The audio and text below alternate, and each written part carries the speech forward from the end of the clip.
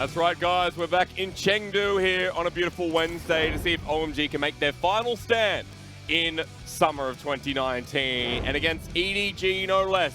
A hard task to be sure. As for OMG, it is all they fight for. It is the glory, it is the strength to show that OMG is still in the race. But a big task here today in the LPL English. My name's Hysterix, joined by Mr. Raz, who's in a very fine mood, heading towards the end of the LPL English week. Yeah! Oh, it was the beginning of the week. Calm down. I feel like it's... You relax. Saturday, Sunday's like the beginning though, right? I don't know where it starts, where it ends. It's confusing for the English audience because you're right. We have that little bit of a break in between Wednesday to Saturday. That's it. But it's Bloody Wednesday! Yeah. It's the beginning of the week, so you calm down with your end of the week nonsense. That is small Australianism in there. I like it. Welcome back to the desk. Small welcome back to myself as well. But let's take a look at the LPL as we always do. This is where we kind of break down what's been happening. But most importantly, Raz, I know you wanted to quickly touch on DMO. Yeah, Dominus on their 3-series win streak. If you just look at the fact that they were, before all that happened, it's literally just 1-7. That's unfortunate. And then they just boost right up to a great degree. 4-7, a lot of that just coming off the fact that, iTong's been coming into the jungle pretty consistently. We're also been seeing their new top laner in Natural, formerly Ale and OMG in the previous split. So with the roster changes and really just buckling down, we've just been seeing the best of some of the players. Gala as a great example of that. Because that fight for the bubble is still there. Remember, we're trying to solidify 7th, 8th, those spots available with the rise of JDG, Dominus, and V5 trying to balance that one out alongside WE. Yeah, WE is on a pretty good tear right now, especially after taking down Invictus Gaming. And if you're looking at the weeks ahead of them, they have some very easy competition. So this 2-win streak that they have is going to only get larger. You're concerned for the likes of LNG and EDG that are on that brink. I mean, today they got to solidify themselves. This is what I said before. Big day for OMG here, going up against one of the powerhouses of EDG itself. Yeah, for OMG, if we just do the math, if they lose this set, they're not out of playoffs. No. But it starts to get incredibly difficult for them because the border right now is 6 wins. 6 wins that EDG has and LNG has. Yep. But technically, even if they lose today, they would be able to tie in 6 and can, be able to overtake LNG. But then based they off rely points. on more teams, right? They rely on more teams, more circumstances. Points are going to be something important from that point. But if they lose this set and then lose the next set, it's lights out for OMG. So it's certainly a must-win for OMG because it's only going to get harder down the line. It really is. Going up against EDG is a powerhouse. But before we get into today's matches, let's remind you as well what our match of the week this week's going to be, because another good one. Top and RNG, both teams just going up. A few days ago, we saw both of these teams play out their series respectively, and Top Esports recorded what is the fastest game of the split, 19 minutes against Victory 5. I mean, that says something, doesn't it? And it's so fitting that we look at the two mid laners when both of them are playing to their limits as well. Yeah, both of them are actually doing incredibly well. Yeah. More surprised about Xiaohu more than anything because I agree. For Xiaohu as a player, he usually comes online during playoffs. When it's playoff time, he goes wild. But we're starting to see he literally has been doing well since the beginning of the split. Yeah. He's been getting a lot of achievements, so, MVP of the week. I don't know what's changed. I mean, it's the same team. You got Lungxing top, but it's like, hello, Xiaohu, you man. I like the idea that we're seeing more Karsa paying attention towards mid lane. Agree. I think that's one of the biggest changes for the team because when it was MLXG, he made a point between his relation between Karsa and his relation between MLXG is that he can't really control MLXG as a player in the early portions of the game. He has to kind of do more chasing up. Yeah. But with Karsa, easily he can control Karsa's movements and kind of like work alongside with him. So the working relationship is certainly strong because these are the two guys that end up carrying the early and mid game for the squad. It's an explosive matchup. I'm looking forward to it. That's going to be coming up later in the week. But while we're still in the middle, right now looking at EDG OMG, we pitted this as the last stand essentially for OMG, although not mathematically correct. But still, it has to come now, considering that OMG have once again had a similar split. They just have to show improvement, like realistic least. improvement. Because from spring split to summer split, if we're just talking about absolute growth, yeah, sure, they've gotten better as a team, but every team has, right? Every team with I was going to even say, with the exception of Dominus, but Dominus have now proved themselves with this win streak that they currently have, that they are growing as a squad. The issue with OMG is that, side grading from Ale to Curse was one thing. And then really still having those issues between the jungle position and the AD carry position, really the bot side, more importantly, has been something that's been plaguing the team. And I still don't even believe, I still hold true that it's not a talent issue for that team. they still have talented players on the top side of the map. Yep. Every one of these teams right now, if we're just giving examples of top esports, RNG, EDG, they all have those players. Issue is coordination, vision control, patience more than anything. Because they're a brute-forcing team and they haven't really been able to get past that fact. And we said before we go deeper into OMG, we did say today going up against EDG would be a task. Yeah. Remember that EDG, they've got a very big goal in mind. A team that has not missed Worlds since its inception here in the LPL. Yeah, it's getting worse and worse for the organization because when they first started off dominating the LPL, first seed consistently. And then there's that one stint when, you know, LGD actually, 2015, ended up picking first seed, but they came out in second seed. They were incredibly strong. In fact, they performed better than LGD did at Worlds at that stage. And then last year happened. I know there were a lot of questions between the old crew of the LPL last year. There are a lot of questions towards what EDG going to even make it over teams like Rogue Warriors and JDG more importantly, because they made that historic run. And the thing about that was at the end of the day, EDG looked great. They made that gauntlet run. They looked impressive, especially with Haru, their jungler at the time.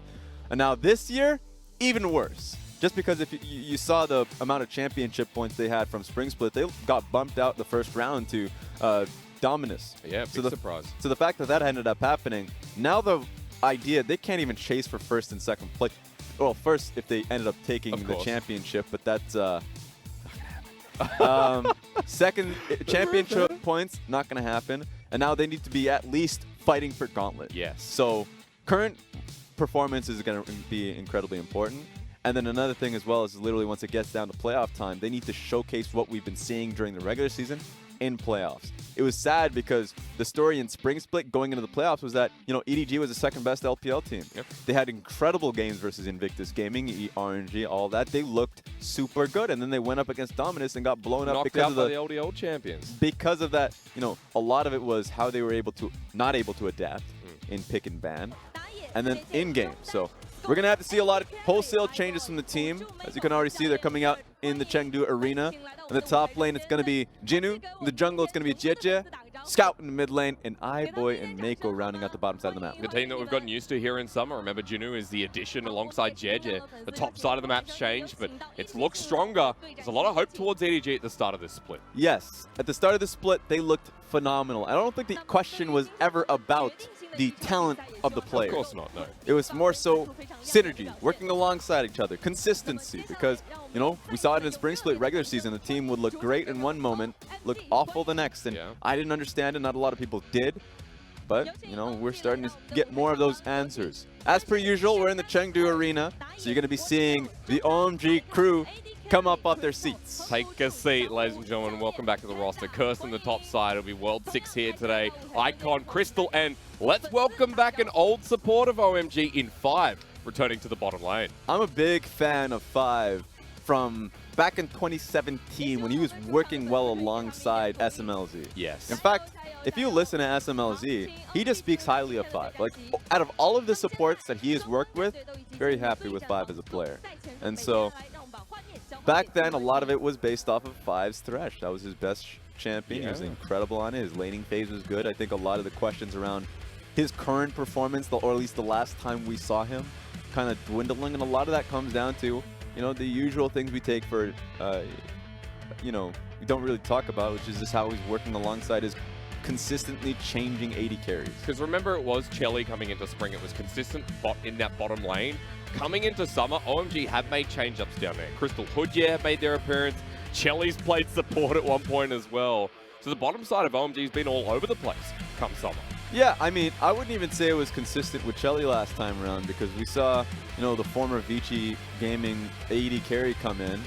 And and it didn't work. It worked out in his first game. He had an insane Ashe series just because he was able to land every cross-map arrow. And then from that point forward, they had those same issues that they had. And I just want to see a consistent dual lane. I think all of the AD carries that we were mentioning, Chelly was good. Crystal, we already know his body of work back in Snake Esports. Yep. We just need to see a consistent lineup coming through and developments being made within how they play around, you know, their jungler. Because at the end of the day, there's been change in junglers as well. What did you call it? A rotating door for OMG. World 6, Yihan, previously known as Pepper, whom I forget, Penguin was there at the start of the split as well. And they've solidified that. Looks like they're sticking with World 6.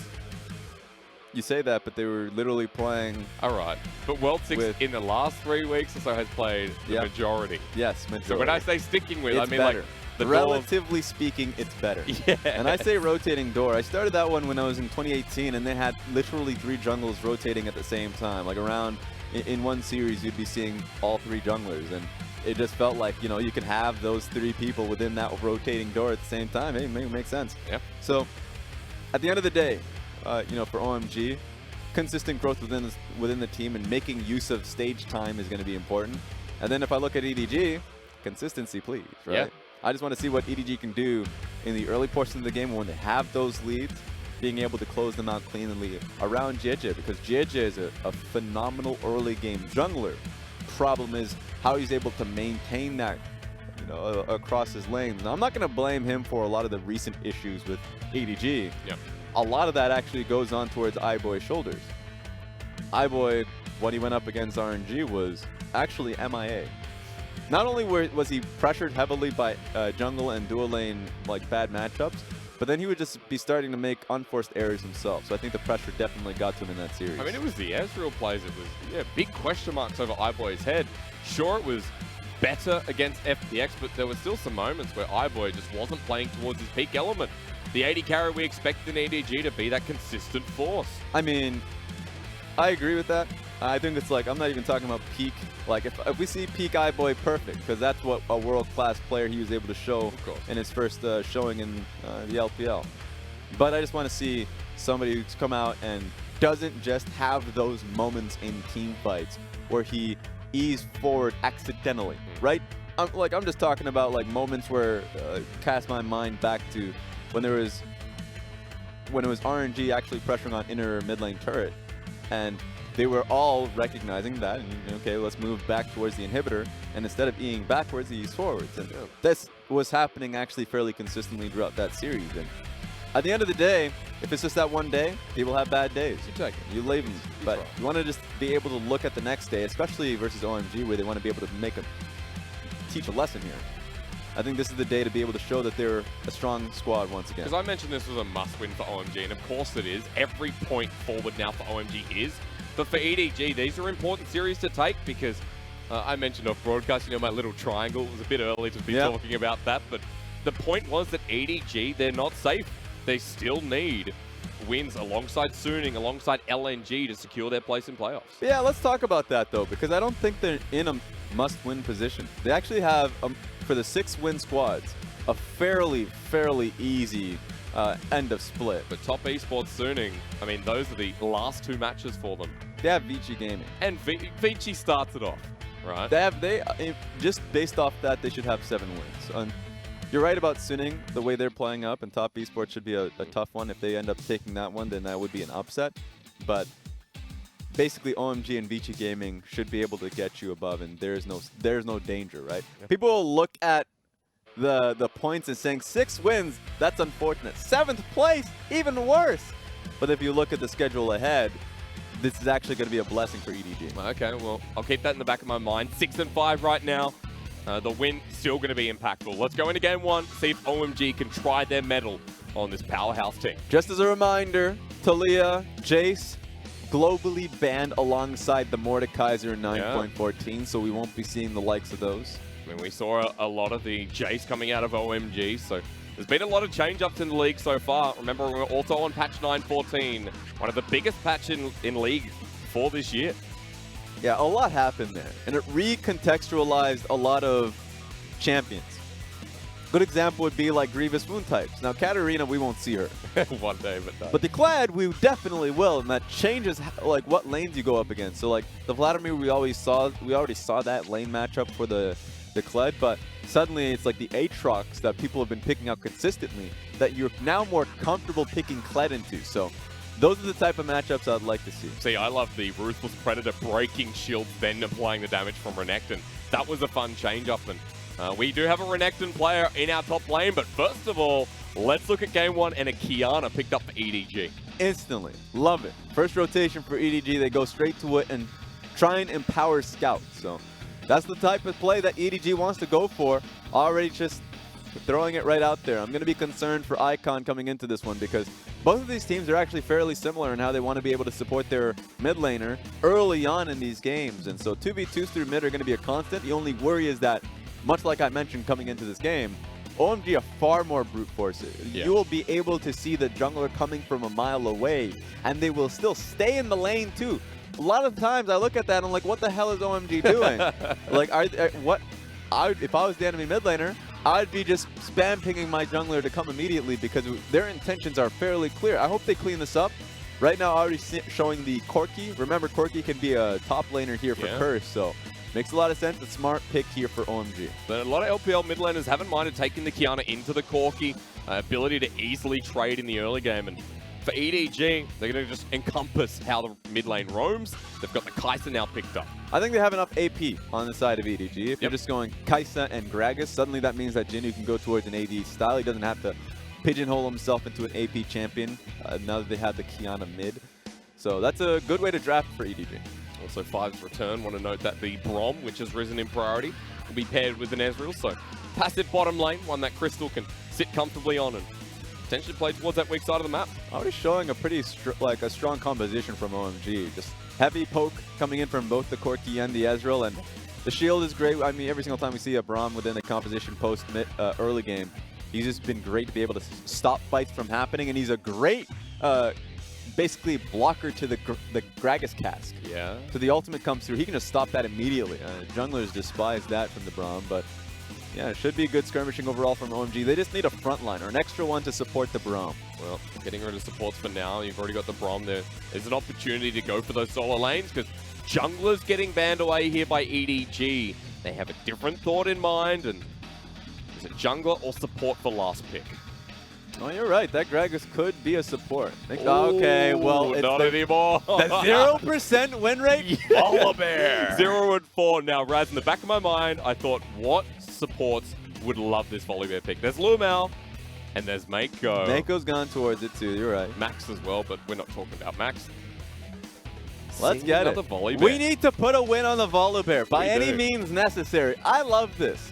This is a big thank you to the statisticians of the world. Whenever you see a 0% Volibear and you're like, EDG versus OMG, this is a high percentage chance that we will suddenly have a higher percentage on the win rate of the Volibear. And then how good does Meiko look? He's like, well, I'm the only person to get a win with it in the LPL. That's a stat you want to hold on to. Is for OMG, how do you look towards the Volibear? How do you stop this? Poppy being a highlight pick coming into this patch. The Aurelia is still up there, and with the Renekton banned away, OMG now have to think their thoughts clearly. So we see the full composition from OMG, and I want to talk about it because the Poppy changes in 9.14 are huge. Now, people were already liking him in specific matchups, like into the Aurelia. That was pretty fun, and there would be times in a tank matchup where you can justify a Poppy. We were technically still seeing it, but seeing a Poppy now that he has grounding, when he's been able to hit you with a steadfast presence, and if you're a dashing champion, you get grounded, so you have 2 seconds in which you can't flash, where you're slowed a little bit. It's actually far harder to now deal with a Poppy in team fights when they're targeting you. And a great example of that is Scout. Scout's Qiyana dashes quite a lot. Yes. And so it's going to be fun to be able to see how you deal with the Poppy in team fights if you're not able to move around. Especially since it's a Poppy jungle. Now, I want to put forward that the only Poppy jungle in the world currently is from Mad Team, is Kongyu, who plays the Iceborne Gauntlet Poppy, who is one of the most unique junglers in the world. This is a testament to OMG and a first here in the LPL. Yeah, we don't talk about elements junglers. I talk about Mad Team. They're okay. They're 5-5 right now, Raz. It's not Flash Wolves. We don't talk about match scores in the elements. Okay. We don't do that. Well, 7 teams anyway. All right, but point is, Raz, you know where I was going with this. That's unique. I like this. You know, any chance I can get excited about OMG, why not? Yeah, I'm pretty fond with the Poppy in general. I think, especially in the jungle, she does so well with, you know, going up against the Jarvins, the Gragas in this game too. It's very easy for her to be able to look for those invades because a lot of the times if she catches you on a camp, wall slam's easy. There's literally terrain everywhere. And then on top of that, how do you get away if she times the steadfast presence correctly? So I want to see what kind of Poppy. It should be a Warriors Poppy in my opinion. Okay. Makes a lot of sense in that one, so you can end up... it just depends what style we're getting out from OMG. If they go Warriors and they actually don't have that extra front line, Braum would have to take the majority of it. So it's going to be on World 6 that defines his play here. Because remember, against EDG here, Jiejie, Scout, and iBoy all have dashes that can be interrupted. A 3 out of 5 hit ratio is not bad to debut the Poppy jungle into. And as OMG look to make their last stand here in the LPL summer, EDG look to continue to deny as they bring FLICKR into their game 1 of this series.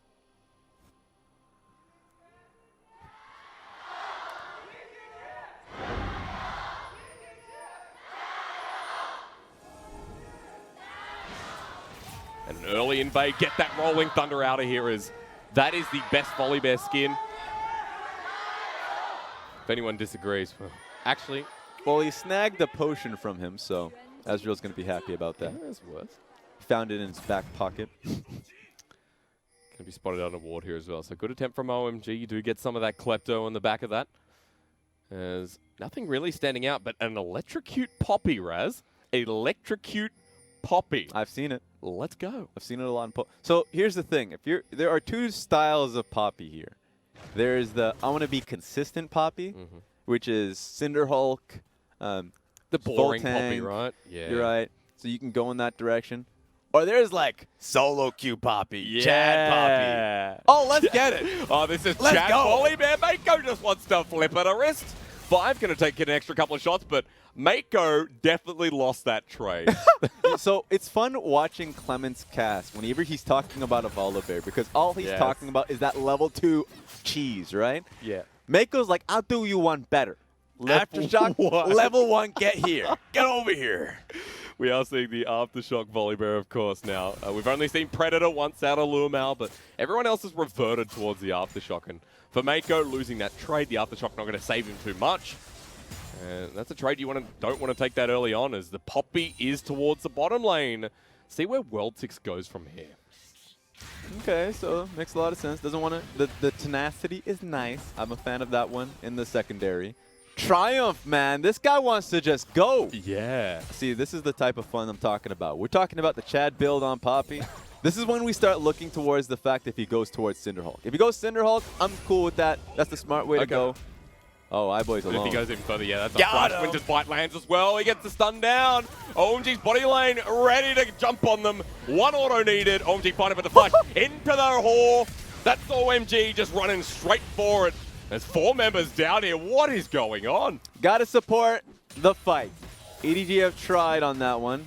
The Gragas is still coming around here. Still going. I mean, OMG sticking around. World 6 is here. The Aurelia's jumped down. Time to back, I'd say. The Kaiser went to the top. iBoy teleported top. Look, he's picking up that wave. He's doing his team a service there. Okay. That was a full committal coming in from EDG for obvious reasons. These are the type of confusions that you have when EDG play the game. Yep. Because if Meiko's, leaving for whatever purpose, I actually missed the context of why he left the lane to begin with. But guess who shouldn't have missed that context? iBoy. He's in the same lane. So there's never an excuse for you to be in position like that. The lanes are just so messed up, and World 6 takes an advantage, moves to the mid lane, can't find Scouted.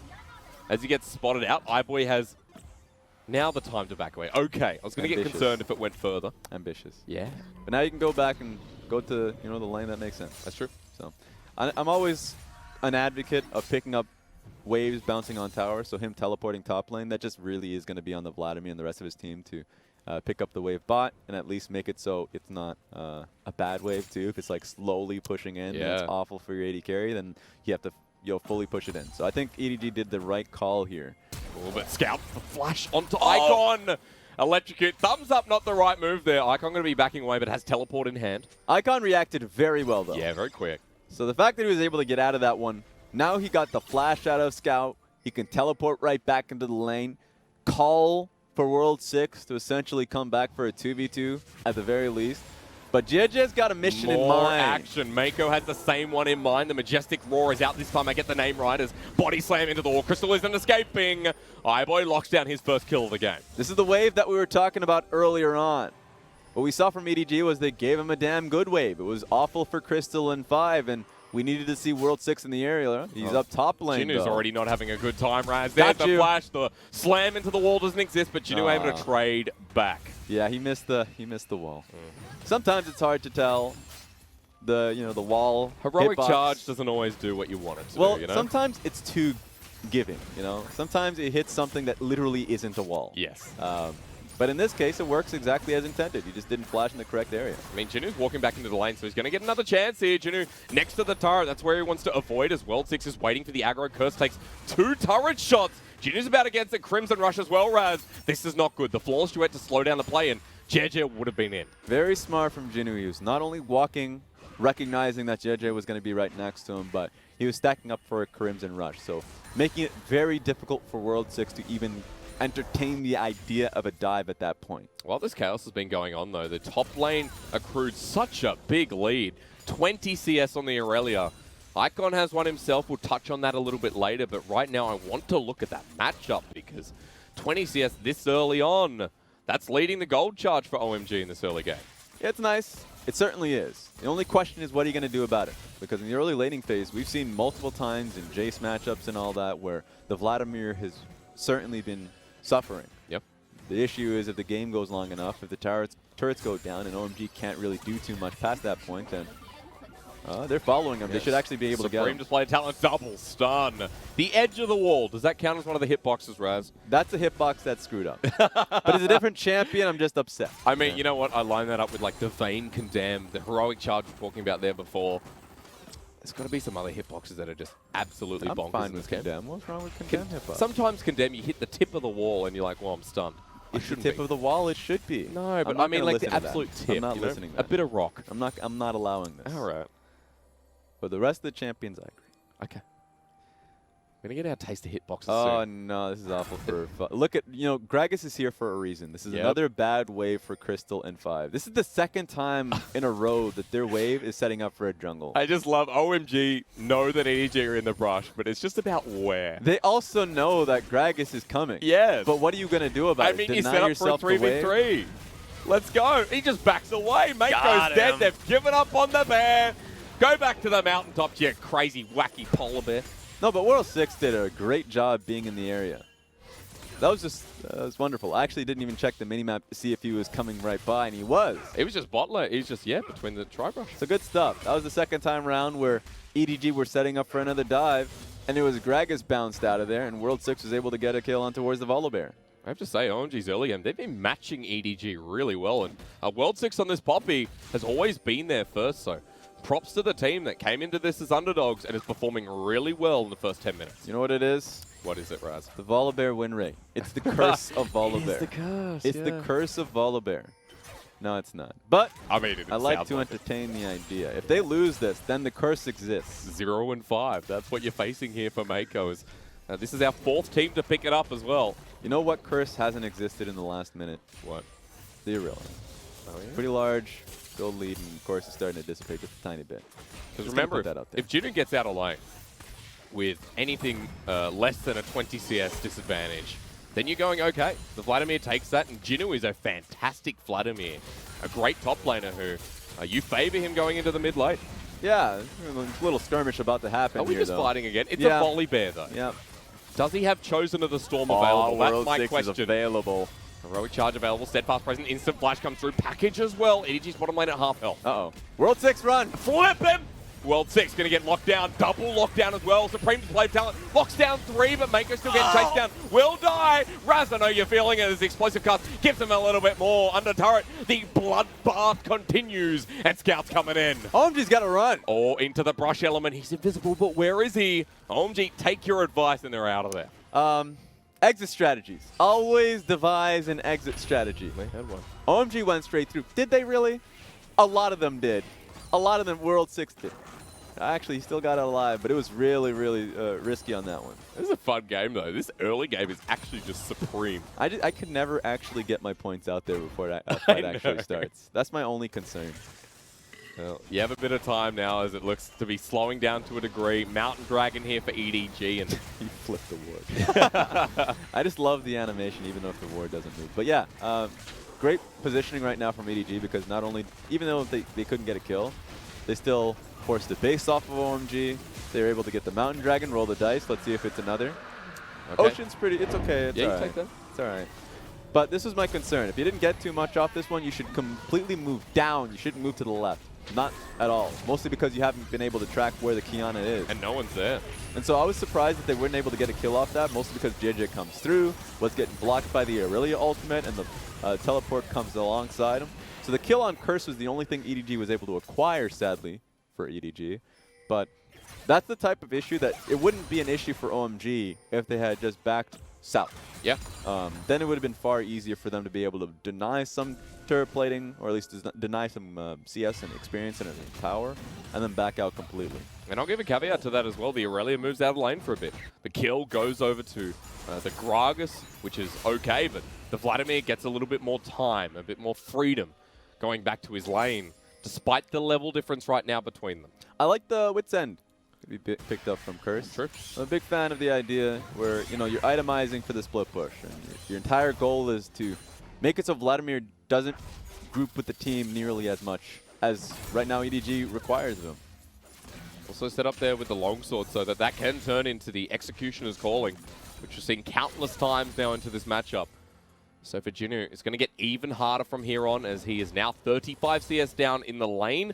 Junglers towards the top side, and Scout getting the mobility boots. You're like, okay, please help the Vladimir. Wit's End Executioner's Calling. At this point, It's filthy. once it gets picked up, you would look towards EDG to swap lanes so Scout can take that matchup. At that point, you just want Vlad out of there entirely, because it gets really messy. Especially towards that first item getting picked up by the Kiana, as bottom lane for OMG, just another touch in. This lane is working well for them as well. So EDG right now, their ability to play through any lane is being minimized as more turret plating over to the Ezreal. No Sheen picked up just yet by Crystal, so the damage is not enough to force iBoy, you know, consistently away. Finally, he based right now just for items, but that's my concern, is that he was doing really well for himself, still has 2 kills to his name and a pretty significant CS advantage, but might be able to pick this one up just because of the base timing. In fact, Kaisa is completely giving it away. Yeah. All right. The Crystal and 5. Success story down there. EDG, another objective though. Yeah, they just want to trade. I think they recognize that the lane has gone against them for some time, so I still give this over to OMG completely. Yeah. They're going to be able to take up this turret. I would say OMG, if they're in a position to contest for Rift Herald, they're not. They're still in a position to defend where the Rift Herald ends up. I mean, there's no one mid though. Look at the positioning of OMG here. So mid is wide open. Yeah, that's a real weird. They knew that this was happening. The fact that Corki based and World 6 is, you know, only now coming in the area, but of course is. Spin it up! Get him! Yeah, good night, Jinoo. Okay, so Rift Herald minimized damage. All right, I love Poppy. All part of the plan. I'm a big fan of Poppy. We've seen some really good Keeper's Verdicts in the LPL. I'm speaking about Duombi now. As we saw him in his last series, that was some great ultimates the other day. You know, good story. Back in Australia when Atlas was in the team on that one. We played a great combination. We called it Hammer Time. What was it? It was, and this is going to sound awful because it's not technically, it's not a hammer at all. But I played Poppy, he played Old Mordekaiser. What? Yeah. Maybe it's not called Hammer Time. Maybe I'm butchering it. That's when you ask Atlas, and he says it's a completely different name. I thought it was like a Jace Poppy combo. I'm like, I get that. Yeah, that'd be fun.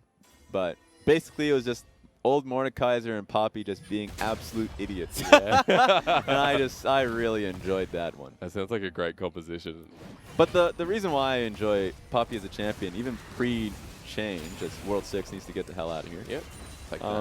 A lot of it just comes down to like the question mark of how much gold does he deny and how much combat strength does he deny from the enemy team, right? You go into a Baron fight and you're in position for a team fight thinking that the enemy team has a better team fight composition. Well, guess what? He's just knocked away not only your either AD carry or your tank or both, right? Yeah. Suddenly the team fight completely changes, and so that monetary value is heavily in favor of the team that Poppy has. And then you're still in the middle of the fight, and the rest of them are encumbered, like the Gragas scout on Kiana. There are just so many different angles you can play the Poppy, as we saw, again, with Duombi. Well, how you going to play this one out? Crystal's dead.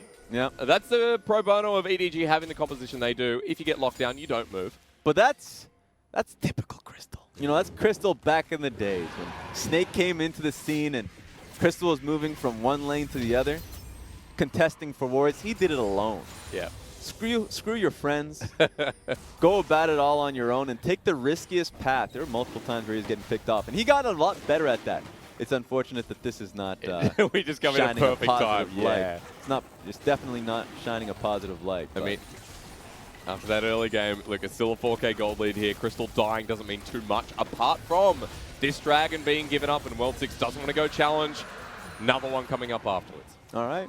I think OMG should kind of calm down here. They have a pretty significant gold lead. They just don't want to be putting themselves in a position to fight when they don't have a member up and available, like when Corki was going for the Ocean Dragon and, you know, Ezreal had died just previously. So those are the type of things where OMG tends to lose gold leads. You don't want that happening, especially up against EDG, a team that can definitely come back. When we compare the gold lead, if we get to this point in the late game as well, OMG have a great team to hit that margin, to hit that mark. And as you're talking about before, with World 6, the ability to disengage one champion, to get around the objectives and deny it from EDG, the rest of the team's able to match the fight nicely. So for EDG, you know, right now still under the pressure here in this early game.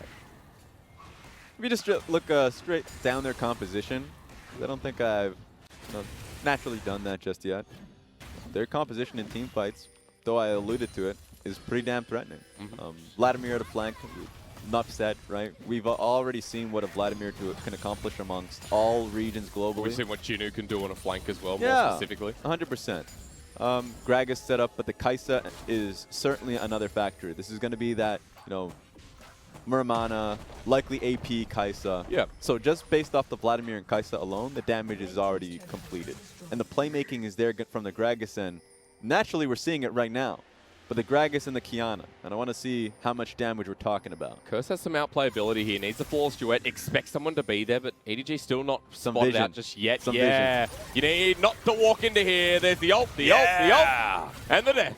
That was an easy one done from EDG, and Curse just wanted to check it. That's the sad thing. The flawless duet was just for vision. That's literally what it was. Is anyone there? And then he got the wrong information. Yeah. Perfect. I can stick my head in there. OMG losing their top laner. That's their teleport potential for the next 20 seconds. They're still through the mid lane. They still want to break this open so that Baron can become easier to control. But this is what I was talking about. When OMG finds themselves with a pretty large gold lead, they start to, it starts to wither away because of some of these decisions. They will be able to get this, though. Ooh, that's the flash burn icon. Does he want to follow it up? The big one sends Scout away, and he didn't want to commit. But surprised. Yeah. A lot of people would commit in that situation. You know, look for a flash. He already had the ultimate. He would have had another one. Certainly would have worked in his favor, but wanted to play it disciplined in that situation. At the very least, OMG can play through that, look towards the bottom side. Meiko roaming around here, not going to go too far as the mobility boots volley bear has come into action this game, Raz. I played this in solo queue last night, went 0-6. I want to hear about your solo queue experience. I'm a great volley bear support. We should duo sometime. you know what makes me so good is I play the character. Like Mundo, oh my God. my literacy and my language just, you know, out the window. What are you talking about? With volley bear, I just roar. With the proper skin, you're a businessman. Ah, that's true. But Mundo File is not really good English either, though, right? All right. Sorry, we're somewhere. That's a mobility boot move. Yep, yeah, perfect. good for the movement. Volibear. Yeah. Volibear in this stage, once he goes for his glacial augment. Glacial augment. Yeah. No, I didn't mean that. You've played a bit of TFT or something, have you? Bit of glacial? I didn't mean that whatsoever. But I was just talking about it. Once he has more movement speed underneath him, he can actually be the one that pick off members in fight. Primarily, you would actually want to go for the person coming in front line, and that would be the Braum. But a great interaction that we haven't seen just yet with the Volibear and Ezreal is the fact that you can override the blink from Ezreal with your flick. So I want to be able to see that. A lot of the times you pick the Volibear for that reason. Oh, he's caught out. But Chosen of the Storm is available. This is what people get baited by. As he starts healing up. Explosive cards there. Scout comes in with the ulti. Hits no one, though. And the explosion now comes from OMG. As they look for the turn. The Vanguard's edge. Scout's caught out as well. EDG missed everything. Caught out of position. And that'll be an easy double. Going to Curse. That was pure execution. That was what that was. Because I liked the idea originally. I think Scout hesitated when the Gragas cast came through and wasn't able to nail his ultimate. And suddenly, not only did you start that fight with Volibear behind enemy lines, You had now 3 people behind those Whoa, lines. iBoy, killer instinct into the middle of the fight. That was an ultimate. All right, let's see how much damage they actually put on them so they can deter them from taking Baron buff. It ain't going to stop them. Now 5 versus 3 for now. The Kai'Sa ult was used before. Meiko still has his, but irrelevant. Jinoo used the Hema plate before. He's been caught out. 2 stacks of the concussive blows. They can't find the lockdown, but they'll flash for it. Easily done again from OMG, and EDG just getting routed. Yeah, OMG wasn't even interested in the Baron. They were just trying to pull people towards them. They got the job done, and that's the first kill. OMG are in position to not only take this win versus EDG, but to do what seemed like it was the impossible. Yeah. Keep Volibear at a 0% win rate. Do you remember what I said coming into this? This felt like the final stand for OMG because the way they're sitting in standings doesn't support them losing this series. It means that it's another playoffs they'll miss out on. This feels like a final stand performance from OMG in this game 1. It looks like they're playing now because of that. I feel like immediately, just based off of how they're playing mid-game, you know, having Icon on side lane, which we haven't necessarily seen from this team, playing patiently around that. Outside of Crystal getting caught off around, you know, red side jungle, that hasn't been something we've been seeing as much. But you better watch yourself, of course. You've already died in the... Scout looking for the solo kill. You know you'll find it all the flaws to it. Doesn't spot him. But he threatened him, and that's amazing. In fact, has good vision on him. But he's still here, Raz. The supreme display of talent. The Vanguard's edge is going to be used. Brush first off. The ult into the wall. Easily done. You'll love to see the interaction. 2 times in a row, he was playing it conservatively, checking the bushes around him. Both times, it didn't help. And that's what hurts. Doesn't matter. You always got the brush element. Always the ability to outplay. Qiyana with yet another solo kill in this game. And that's the second time Curse has been caught out, meaning the bottom lane turret can go down. EDG control that second ocean. And OMG just looking for the reset through the mid lane. All right. Well, they have position around red side jungle. They can be able to place the control wards and allow them to get a much cleaner Baron run. OMG being very good at vision this game, I'll say, though. Towards the top side, around Baron. A lot of good control wards, and EDG getting phased out of their top side vision. It just comes down to what you do with it. Because a lot of these teams, you see them, or at least like, you know, they have confidence from scrims that when they get to this stage that they can play it out well. And it comes down to literally the question of, do you have the confidence to just go for it? The execution of the moment. Right now, they're just going for it. So they're already shutting me up in that regard. Want to see.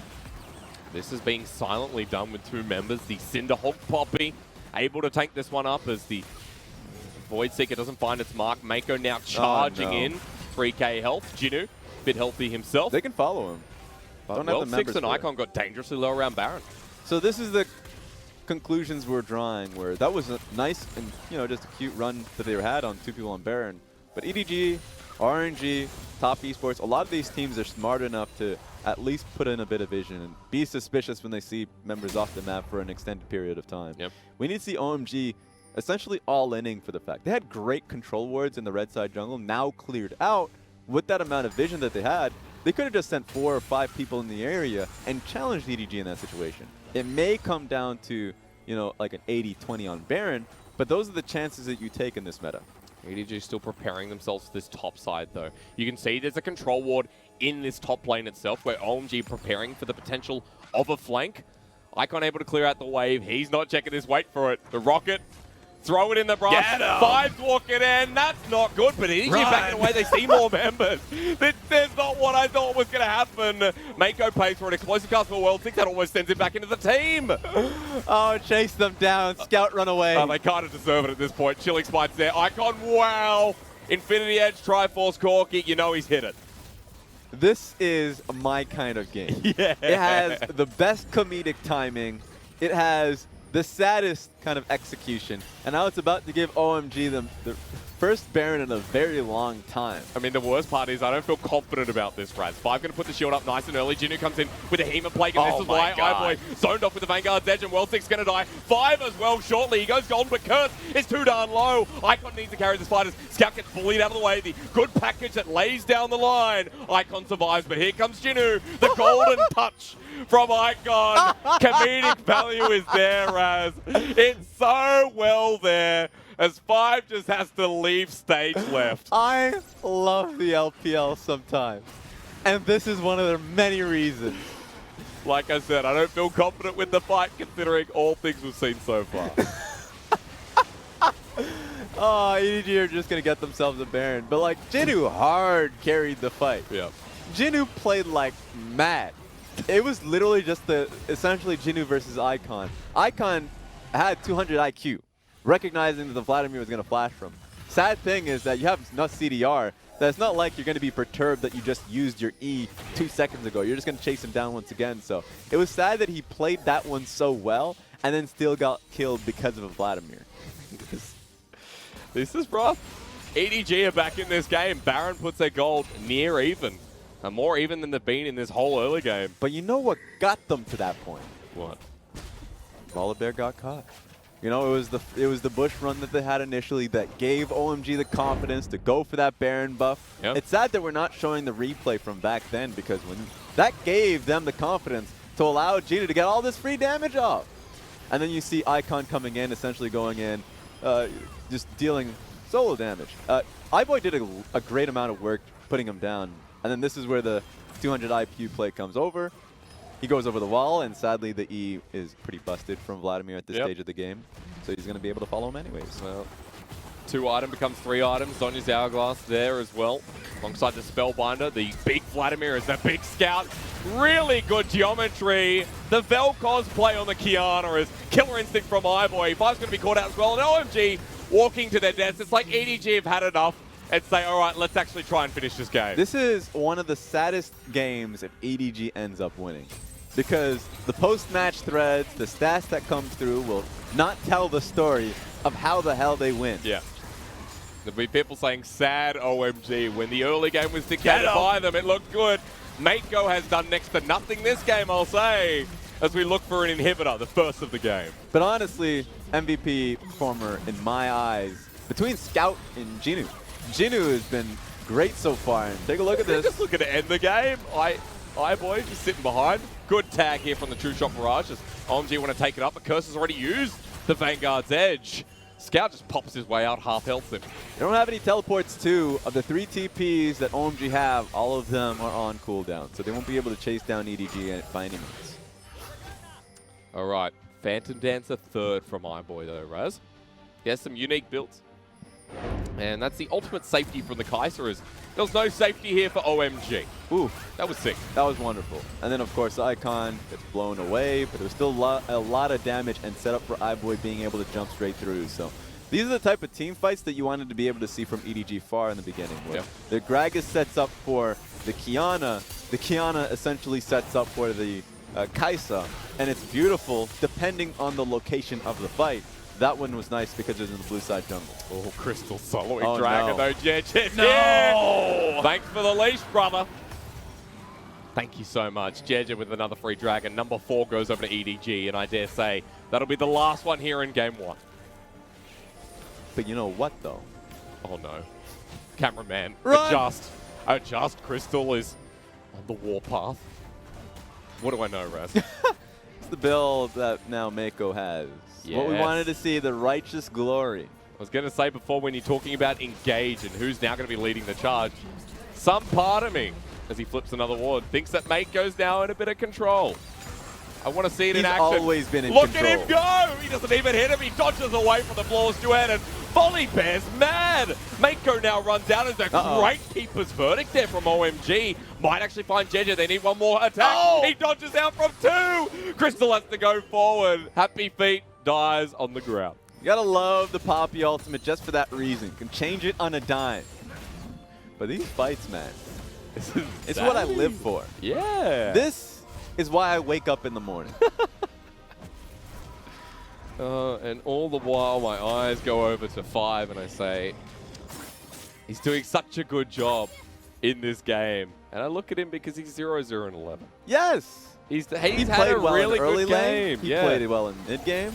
Baron buff happened, and now they're behind. And I want to point out here as well, because look at 5's ult. Knocks down Jinoo. The only person that matters, keeps him there, so the keeper's verdict sends him away. Yeah, this is the best engage that Volibear had this game. He actually played that one really well. Yep. It was just more so a counter engage where World 6 sends 2 people flying, and it was a great way to be able to now isolate Jiejie. So maybe we can see more of those fights. Something to take note of is Ezreal has quite a bit of damage underneath him right now. He's just waiting on the Gunblade to be able to actually take over the game. Yeah, that's true. So this game's not over by any means. It will be, ironically, dictated by the next Baron buff. So Baron buff is going to be pretty pivotal next time around. Yeah, 55 seconds. OMG have lost all control of their vision, and while it is not over, it's going to be hard for OMG to push back up into that river because EDG are waiting.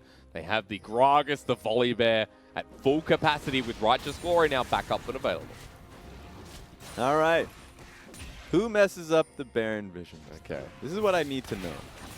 There's not a lot of ways, and now this is the problem OMG has with their comp. Because when they have leads, you should be able to hold on to your lead with a Poppy, the threat of the engage from the Aurelia, Braum and Ezreal always keeping you back. But how do you start the fight is the question. Yeah. How does OMG, now that they're technically behind, how can they force their issue on EDG? They literally can't unless if it's the wall slam from Poppy. Yes. Or, you know, theoretically the poke that they would come through from Icon and Crystal, but they don't have the CC necessarily. All right, I see you, buddy. I was going to say it's up to the flash burnt here from World 6 or 5 or a really good flawless duet that enables Curse to hit the mark. Yeah, simply put, it's lacking on the side of OMG, but from EDG, it's great. In fact, that's the only reason why you're sitting in the bush multiple times and baiting OMG to fight you. And you have to look at so many different directions. His teleport will be channeled here from iBoy to the mid lane. Icon pushing up with 5 on top of Meiko. The Thunderous Bear flips the minion in disgust, and we're back to square one. All right, but guess what's happening in their base? Okay. This is what EDG is playing with. They recognize super minions are starting to go straight at your door. And Icon's going to show in a second he has teleport, but he's got to deal with the wave. That's at least 15 seconds. Now they're teleporting. They're just trying to bait EDG to start it. Oh no, And but no one's there to defend their and damn look, base. The minions, it's the second wave that's come in. Meiko's just playing around. OMG made the wrong call. Icon needs to back away. Look, you don't need 2 people teleporting at the same damn time. Yeah. You could just wait a little bit. This game's just going to end if something doesn't happen. And Baron now started. OMG want to make the play. The flash in from 5 I was talking about as well. 6 is there as well. The Vanguard's edge in the back end. And now OMG has the damage, but Jiejie Bird comes in with a body slam as a return fire on the backside. Icon gets deleted. Crystal, you're going to get in the same party as the Assassins take mark. iBoy ults in, and OMG was split so many different avenues. The game's going to end anyway. With how much OMG did to start the fight, you wonder why Icon and Crystal were alone so far to the right. It made it so easy for the Kiana and Vladimir to just destroy them. Yeah, EDG came back, and you got to put a crown on top of Jinoo's head for his performance here. You do. The Vladimir 3-1-5, 4 items at the ready, and that's what EDG were in this game, ready to fight back because it was a bloodbath. It was a fun one, and in the end, OMG would have to bow their heads. And you know who the biggest winner on this one was? Us. It was us, wasn't Yeah, it? you know what? You're right. I changed my opinion to that. What were you going to say? Volibear! Yeah! Volibear! The first win of the LPL! He won a game professionally, the split! But he almost didn't. he almost He didn't. shouldn't have. he definitely shouldn't have won this game. Yeah.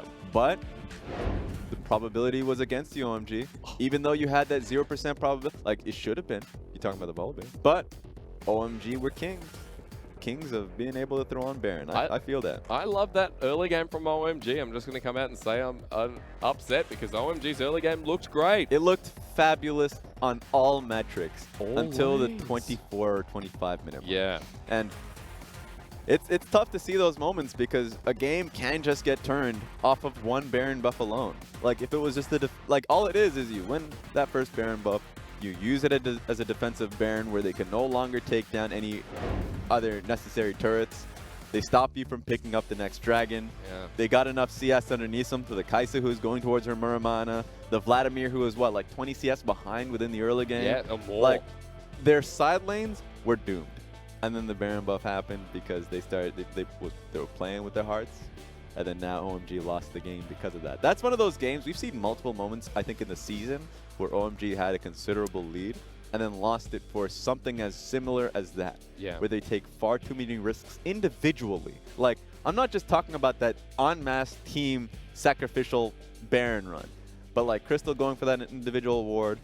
I'm not going to blame Curse too heavily because he was checking on multiple bushes, but like he ended up losing, dying twice for those reasons. And then there were one time when they were trying a dragon. When Crystal just died, he was literally just coming back from base with no TP either. I was like, what do you guys, you know, if they just check, they're going to start a fight and they have numbers on that one.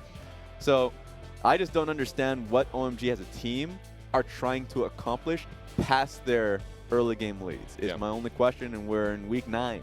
I feel like we're in a similar position when I questioned Jiejie earlier in the split, and I was like, you know, there are some really good early games, but how do you transition that? What's the consistency like for you in the mid to late game? And how do you get there? Questions they should be asking themselves, which when you look at that game, doesn't feel like we're asked. But we got an answer. We got somewhat of an answer, Volibear 1 is the answer. He is successful. At all. If I know Clement's watching out there. You gotta win. You know what Clement would say? What would he say? What would he say? It wasn't that great. He'll say it wasn't that great.